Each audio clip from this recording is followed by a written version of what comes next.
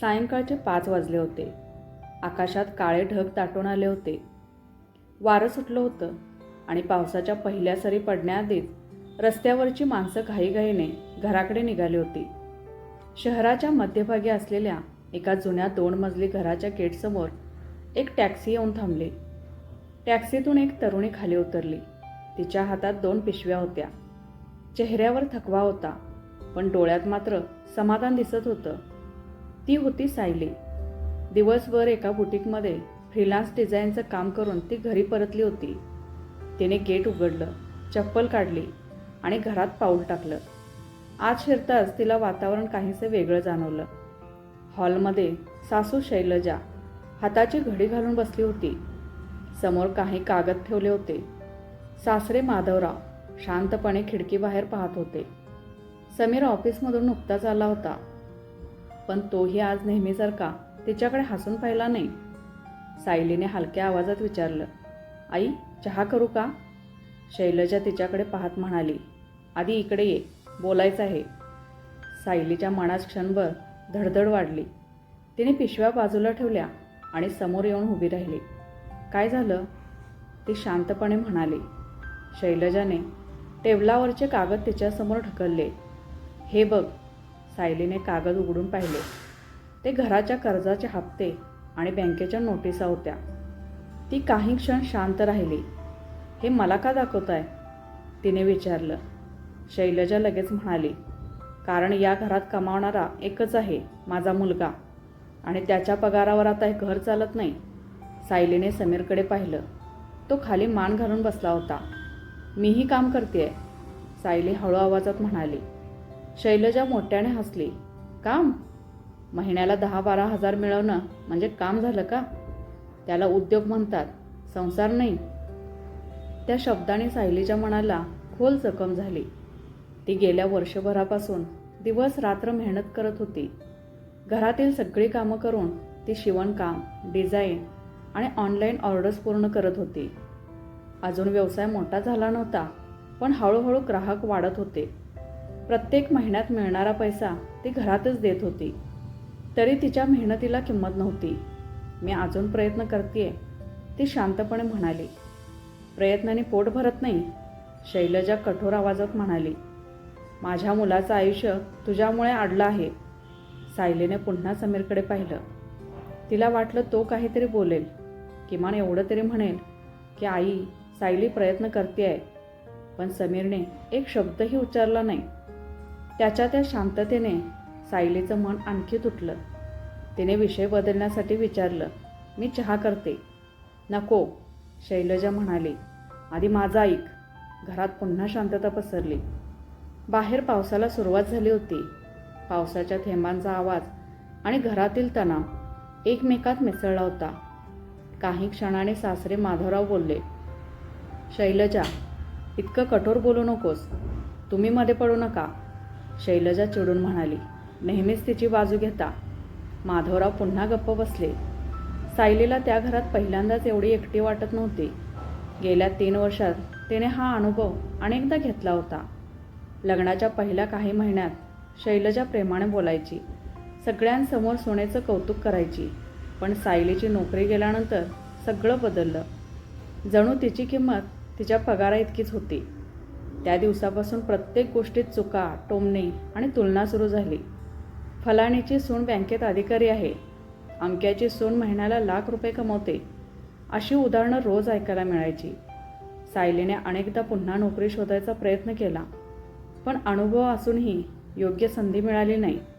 शेवटी तिने स्वतःच्या कौशल्यावर विश्वास ठेवला. कॉलेजमध्ये असताना तिने फॅशन डिझाईनचा छोटा कोर्स केला होता. शिवणकाम, ड्रेस डिझाईन आणि हाताने भरतकाम तिला उत्तम जमत होतं. त्याच कौशल्याच्या जोरावर तिने घरी छोटंसं काम सुरू केलं.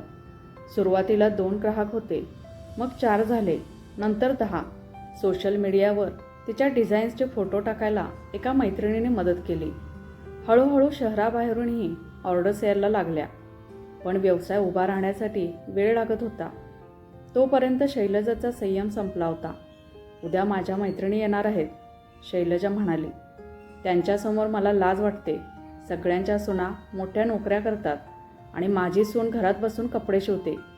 सायलीने हलक्या आवाजात विचारलं. कष्ट करून कमावलेला पैसा लाजेचा असतो का? शैलजाच्या चेहऱ्यावर राग स्पष्ट दिसू लागला.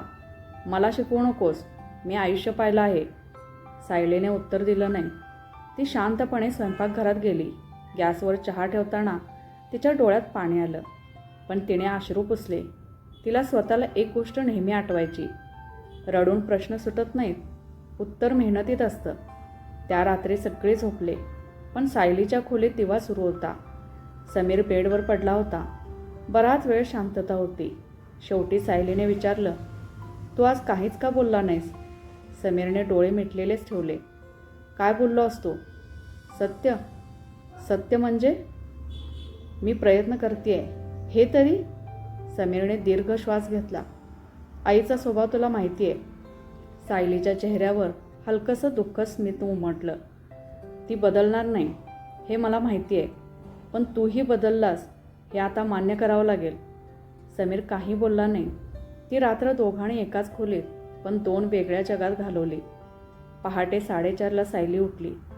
तिने देवासमोर दिवा लावला, घर साफ केलं, स्वयंपाक केला आणि 7 वाजेपर्यंत सगळी कामं पूर्ण केली. त्यानंतर ती तिच्या छोट्याशा खोलीत गेली. तिथे एक शिवण मशीन, कपड्याचे गट्टे, रंगीत दोरे आणि तिच्या हाताने काढलेली डिझाईन्स ठेवलेल्या होत्या. त्या छोट्याशा खोलीतच तिची स्वप्न श्वास घेत होती. ती कामाला बसली इतक्यात तिचा फोन वाजला. स्क्रीनवर नाव झळकलं, नेहा. कॉलेजपासूनची तिची जिवलग मैत्रीण. सायलीने फोन उचलला. हॅलो. तिकडून नेहाचा उत्साही आवाज आला. सायली, तुझ्यासाठी एक मोठी संधी आहे, पण त्यासाठी तुला स्वतःवर विश्वास ठेवावा लागेल. कसली संधी? सायलीने उत्सुकतेने विचारलं. फोनवर सांगता येणार नाही. आज दुपारी माझ्या बुटीकमध्ये ये. तुला एका व्यक्तीला भेटवायचं आहे, पण घरात तू फक्त ये, बाकीचं मी बघते. फोन ठेवला गेला, पण सायलीच्या मनात अनेक प्रश्न निर्माण झाले. तिने घड्याळाकडे पाहिलं. अजून 2 तास होते. घरातली कामं आटोपून तिने समीरला विचारलं, मी दुपारी 2 तास बाहेर जाऊ का? नेहाने बोलावलं आहे. समीरने मोबाईलकडून नजर न उचलताच उत्तर दिलं, आईला विचार. सायलीने पुन्हा काही बोललं नाही. ती शैलजाकडे गेली. आई, नेहाने बोलावलं आहे. तिच्या बुटीकमध्ये थोडं काम आहे. शैलजा उपहासाने म्हणाली. आता नवीन स्वप्न सुरू झाली वाटतं. कामासाठीच बोलवलं आहे. जा, पण संध्याकाळच्या आधी घरी आली पाहिजेस. घर आधी, बाकी सगळं नंतर. सायलीने शांतपणे मान हलवली. दुपारी ती नेहाच्या बुटीकमध्ये पोचली. दुकानात ग्राहकांची चांगलीच गर्दी होती. रंगीबेरंगी ड्रेस, साड्या आणि डिझायनर कपड्याने संपूर्ण दुकान उजळून निघालं होतं. नेहाने तिला पाहताच हसून स्वागत केलं. चल आत ये. दोघे ऑफिसमध्ये गेल्या. तिथे मध्यमवयीन एक गृहस्थ बसले होते. व्यवस्थित पोशाख, चेहऱ्यावर आत्मविश्वास आणि बोलण्यात शांतपणा. सायली, हे विनायक देशमुख. पुण्यात त्यांची रेडीमेड कपड्यांची मोठी कंपनी आहे. सायलीने नम्रपणे नमस्कार केला. देशमुख म्हणाले, तुझ्या डिझाईन्स मी पाहिल्या. सायली थोडी आश्चर्यचकित झाली. नेहाने दाखवल्या. ते पुढे म्हणाले, साध्या डिझाईन्समध्येही वेगळेपणा आहे. बाजारात अशा गोष्टींची किंमत असते. सायली काही बोलली नाही. आम्ही महिलांसाठी नवीन कलेक्शन तयार करतोय. त्यासाठी काही स्वतंत्र डिझायनर्स शोधतोय. तुला काम करायला आवडेल का? सायलीच्या चेहऱ्यावर आनंद आणि भीती दोन्ही उमटले. मला नक्की आवडेल, पण काय? मी घरातूनच काम करते. माझ्या काही मर्यादा आहेत. देशमुख हसले. आम्हाला ऑफिसमध्ये बसून काम करणारी व्यक्ती नको आहे. आम्हाला चांगलं काम हवं आहे. त्यांनी टेबलावरून एक फाईल तिच्यासमोर ठेवली. या महिन्यात 10 डिझाईन्स तयार कर. आम्हाला आवडल्या तर पुढचा मोठा करार करू. सायलीने फाईल हातात घेतली. तिच्या आयुष्यात पहिल्यांदाच एवढी मोठी संधी तिच्यासमोर उभी होती. नेहाने तिच्या खांद्यावर हात ठेवला. मी सांगितलं होतं ना, स्वतःवर विश्वास ठेव. सायलीच्या डोळ्यात आनंदाश्रू आले. ती घरी परतताना संपूर्ण रस्ताभर एकाच विचारात होती. हे काम मिळालं तर तिचं आयुष्य बदलू शकतं. घरी पोचताच शैलजाने विचारलं, कुठे होतीस इतका वेळ? बुटीकमध्ये. काय मिळालं तिथे? सायलीने आनंदाने सगळी गोष्ट सांगितली, पण शैलजाच्या चेहऱ्यावर आनंदाचा लवलेशही नव्हता. 10 डिझाईन्स, त्यातून किती पैसे मिळणार? काम आवडलं तर पुढे मोठं काम मिळेल, म्हणजे अजून काहीच ठरलेलं नाही. सायली गप्प बसली. रात्री ती डिझाईन्स तयार करायला बसली. तिच्यासमोर रिकामे कागद होते, पण मनात शेकडो कल्पना होत्या. एकामागून एक स्केच तयार होत गेलं. प्रत्येक डिझाईनमध्ये साधेपणा आणि आकर्षकपणा होता. 2 दिवसांनी देशमुखांचा फोन आला. काम कसं चाललंय? 7 डिझाईन्स तयार झाले आहेत. घाई करू नकोस, दर्जा महत्त्वाचा. सायलीने आणखी मन लावून काम सुरू ठेवलं. ती दिवसभर घरकाम आणि रात्री उशिरापर्यंत डिझाईन्स तयार करत होती. झोप कमी झाली होती, पण तिचा उत्साह कमी झाला नव्हता. हे सगळं शैलजाच्या नजरेतून सुटलं नव्हतं. एके दिवशी तिने मुद्दाम सायलीची खोली उघडली. टेबलावर डिझाईन्स, कापडाचे नमुने आणि काही मोजमापांची वही पडली होती. ती चिडून म्हणाली, हे घर आहे की दुकान? सायली धावत आली. आई, कृपया त्या कागदांना हात लावू नका. खूप मेहनतीने तयार केलेत. शैलजाने एक डिझाईन हातात घेतलं. यासाठी रात्रभर जागतेस? हो. मग घराकडे कोण बघणार? सगळी कामं करूनच बसते. माझ्या डोळ्यांसमोर हे उद्योग चालणार नाहीत. सायली काही बोलण्याआधीच शैलजाने टेबलावरील काही कागद बाजूला फेकले. काही डिझाईन्स जमिनीवर विखुरल्या. सायलीच्या डोळ्यात पाणी आलं, पण ती शांतपणे खाली बसली आणि एक एक कागद उचलू लागली. त्या क्षणी समीर खोलीत आला. त्याने विखुरलेले कागद पाहिले. क्षणभर त्याला सगळं समजलं. सायलीने त्याच्याकडे अपेक्षेने पाहिलं, पण तो फक्त एवढंच म्हणाला, आई सोड ना, वाद नको. तो पुन्हा बाहेर निघून गेला. त्या एका वाक्याने सायलीच्या मनात उरलेली आशाही थोडी कमी झाली. त्या रात्री तिने पुन्हा सगळ्या डिझाईन्स नीट लावल्या. फाटलेल्या कागदावर पुन्हा रेषा काढल्या. डाग पडलेलं स्केच पुन्हा नव्याने तयार केलं. तिला एक गोष्ट स्पष्ट झाली होती. तिची लढाई आता परिस्थितीशी कमी आणि स्वतःवरचा विश्वास टिकवण्यासाठी जास्त होती. ती स्वतःशीच हळू आवाजात म्हणाली, एक दिवस माझ्या कामाची किंमत मला कोणाकडून मागावी लागणार नाही. लोक स्वतःहून ओळखतील. दुसऱ्या दिवशी सकाळी नाश्त्याच्या टेबलावर एक अनपेक्षित पाहुणा आला आणि त्याच्या येण्याने त्या घरातील वातावरण कायमचं बदलायला सुरुवात झाली. सकाळी 9:30च्या सुमारास घराची बेल वाजली. समीर ऑफिसला जायची तयारी करत होता. शैलजा स्वयंपाकघरात होती. माधवराव अंगणात झाडांना पाणी घालत होते. सायलीने जाऊन दरवाजा उघडला. बाहेर एक कुरिअर बॉय उभा होता.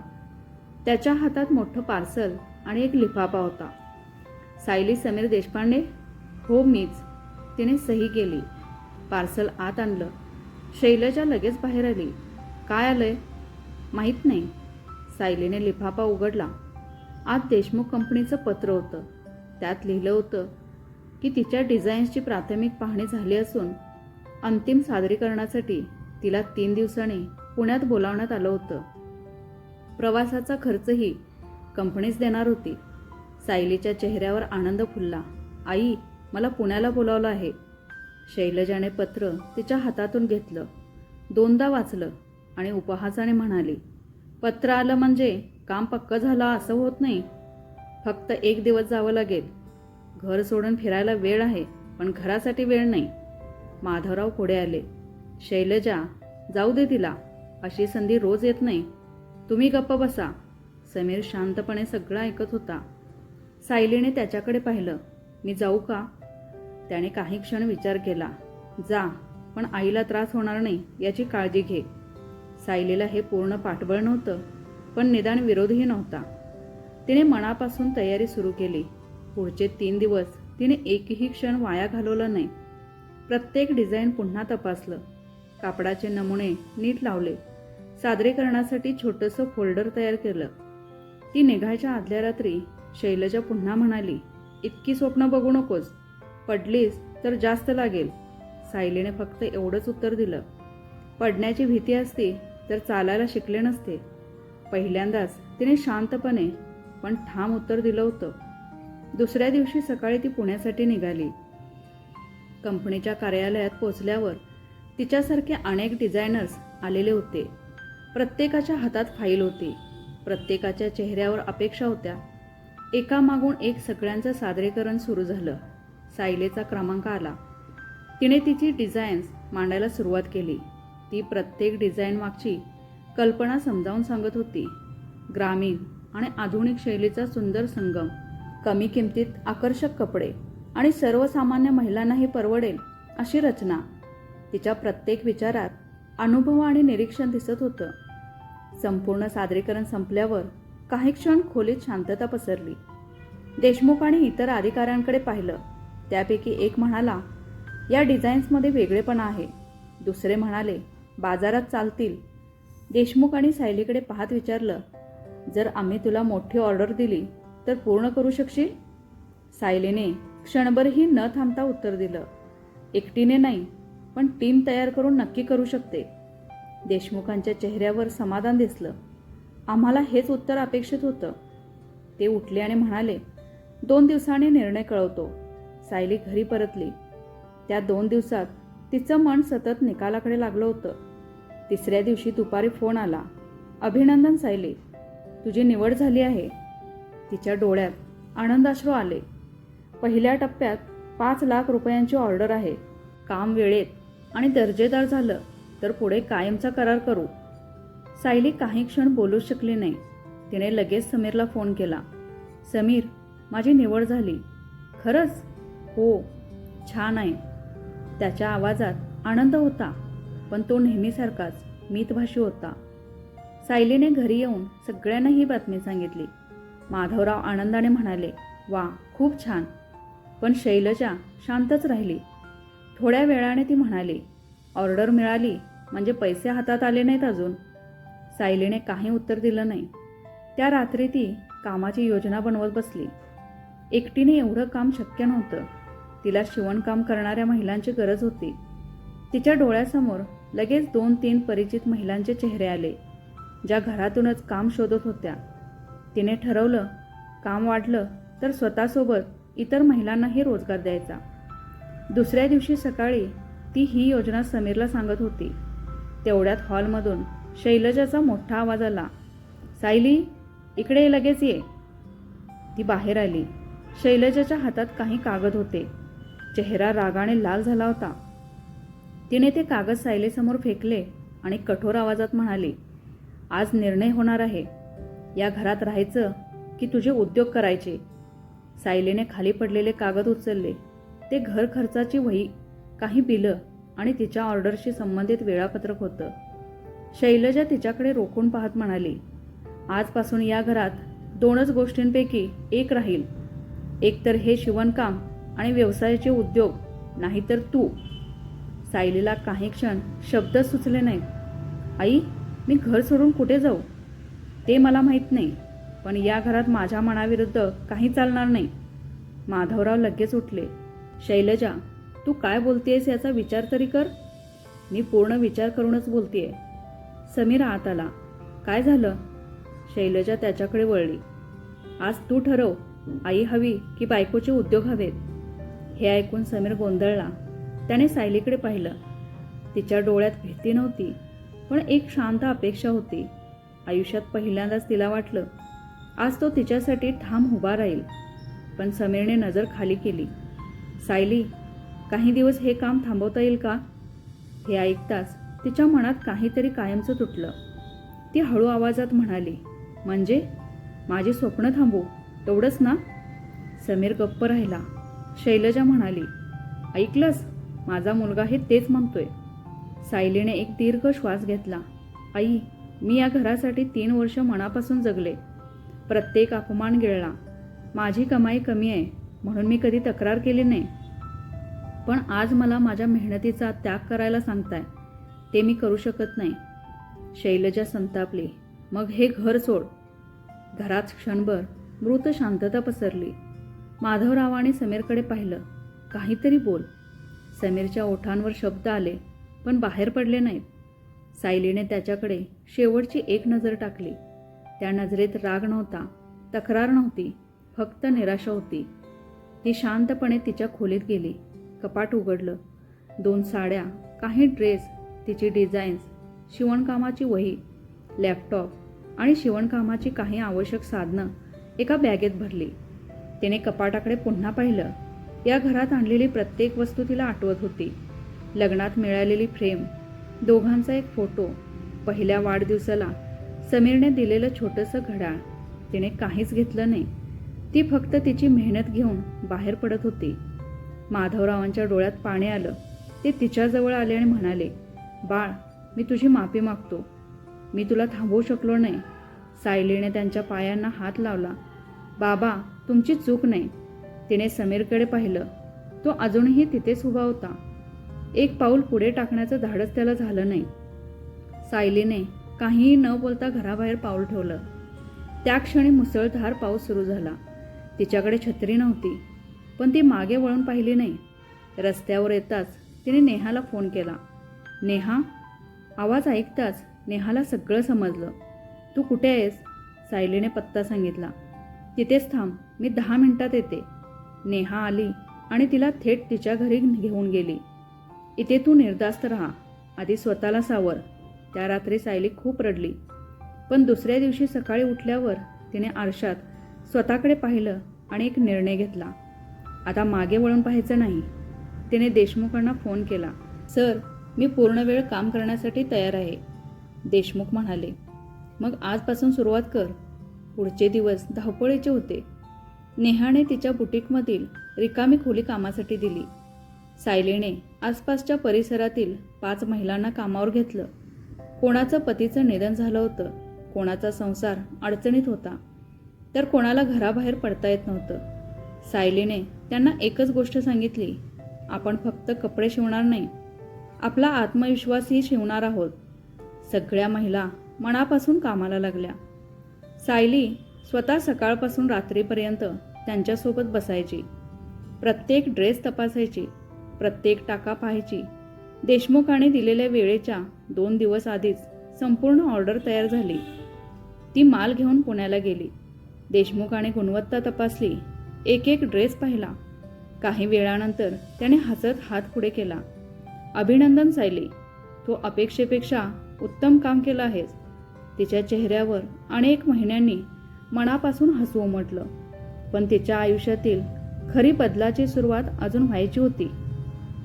6 महिन्यानंतर घडणारी एक घटना केवळ तिचं आयुष्यच नाही, तर शैलजा आणि समीरच्या विचारांनाही कायमचं बदलून टाकणार होती.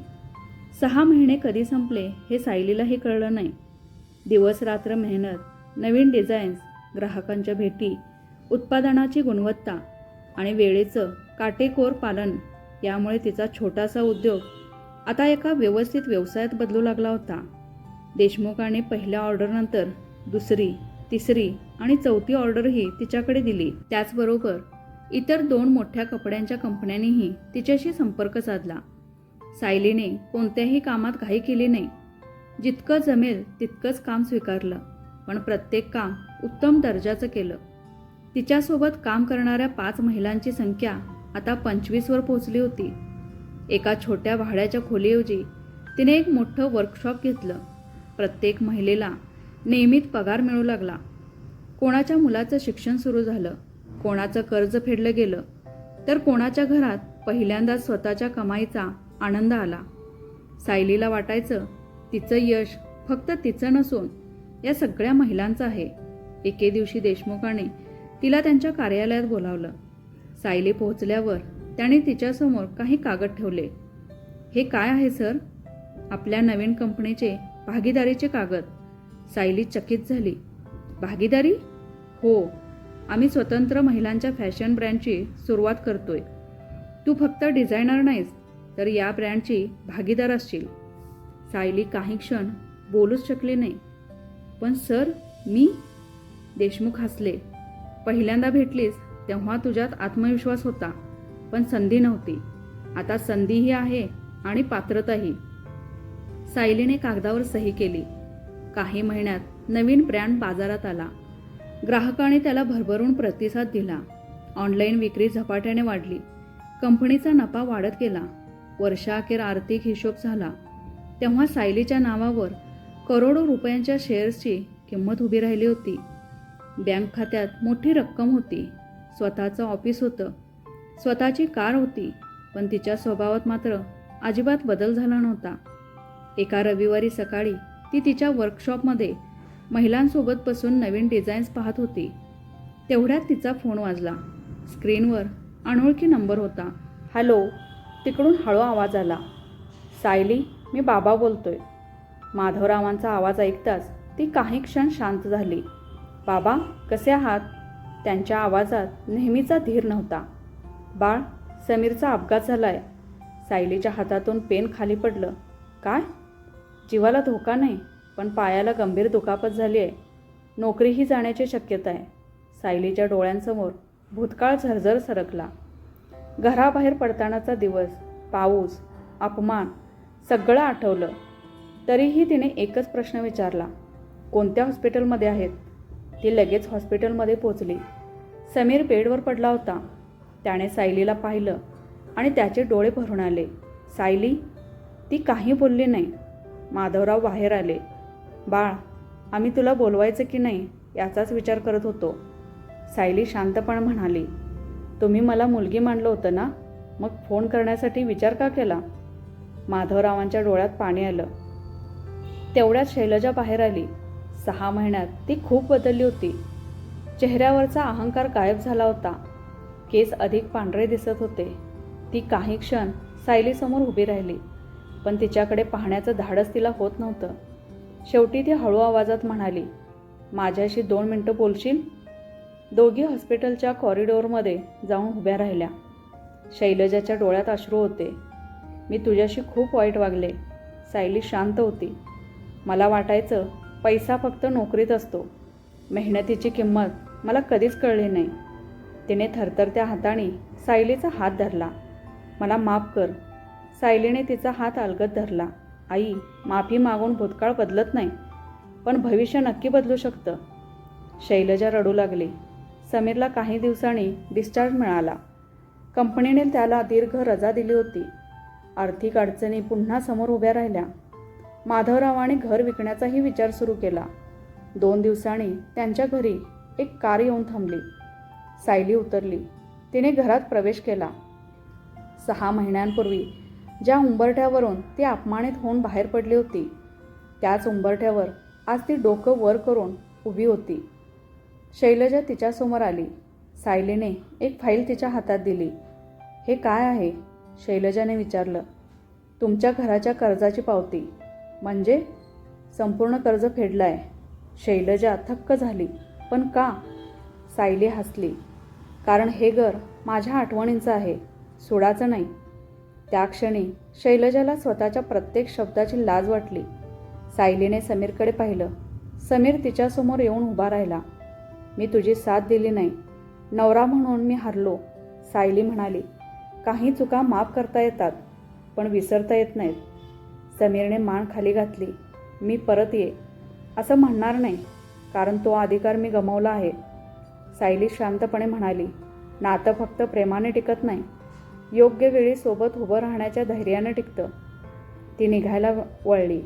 तेवढ्यात माधवराव म्हणाले, बाळ, आता तरी या घरात येत जा.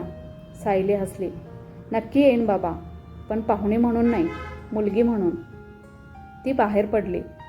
कारमध्ये बसताना तिने तिच्या वर्कशॉपमध्ये काम करणाऱ्या महिलांचा फोटो मोबाईलवर पाहिला. तिच्या चेहऱ्यावर समाधान होतं. त्या दिवशी तिला करोडपती झाल्याचा आनंद नव्हता. आनंद होता तो एका गोष्टीचा. ज्या दिवशी तिला घराबाहेर काढलं गेलं, त्या दिवशी तिने स्वतःवरचा विश्वास घराबाहेर पडू दिला नव्हता. तर मित्रांनो, या कथेने आपल्याला एक गोष्ट शिकवली. कोणालाही त्याच्या आजच्या परिस्थितीवरून कमी लेखू नका. मेहनत, आत्मविश्वास आणि योग्य संधी मिळाली तर आयुष्य कधीही बदलू शकतं. सायलीने सोड घेण्याऐवजी माणुसकी निवडली आणि म्हणूनच ती खऱ्या अर्थाने मोठी ठरली. तुम्हाला ही कथा आवडली असेल तर व्हिडिओला एक लाईक नक्की करा. तुमचं मत कमेंटमध्ये लिहा आणि अशाच हृदयस्पर्शी, कौटुंबिक आणि प्रेरणादायी कथा पाहण्यासाठी आपल्या चॅनेलला सबस्क्राईब करा. पुन्हा भेटूया एका नव्या सुंदर कथेसोबत. धन्यवाद.